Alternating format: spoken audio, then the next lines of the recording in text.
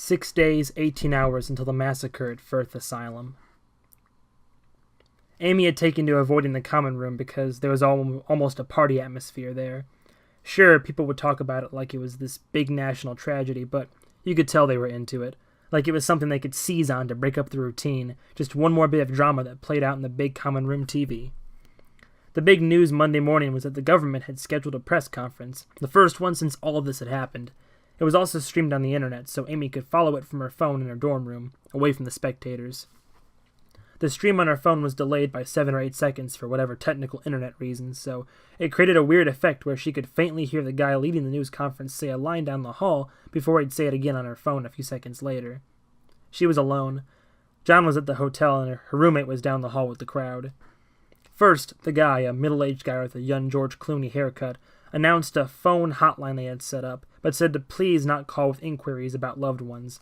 The number was purely to report that you or someone you knew were showing symptoms of infection, so they needed to keep those lines free since containing infection had to be first priority. He read off the number and Amy hurriedly dug the zombie flyer out of her purse and jotted it down. The guy also said that they had set up a patient treatment facility at the undisclosed hospital, and that all infected and suspected infected were being transported there and given the best care possible. In the meantime, they were imposing a strict sundown curfew in the city, and they would be going house to house to check for infected individuals. The guy was good at his job. Amy found herself actually feeling better.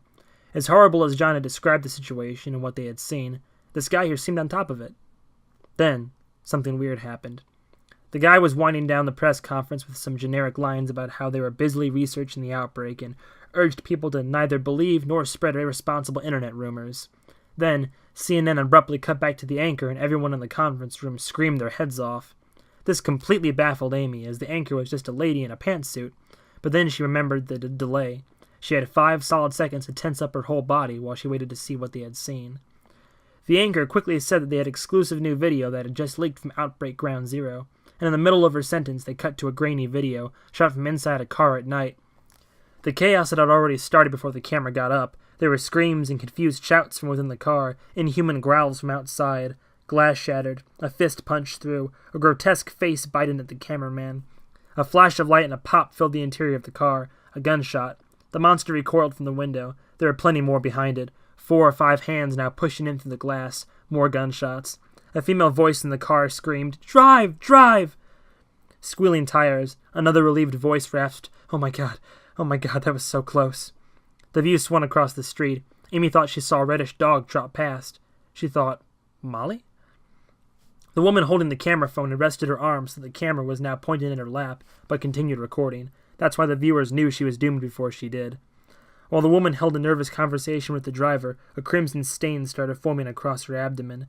Then a puckered hole formed in her belly, like she was being shot from behind by the world's slowest bullet.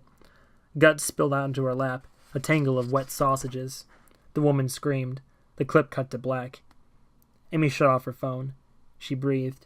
She called John and got his voicemail. She paced around her dorm room for a few minutes, trying to think of what to do next.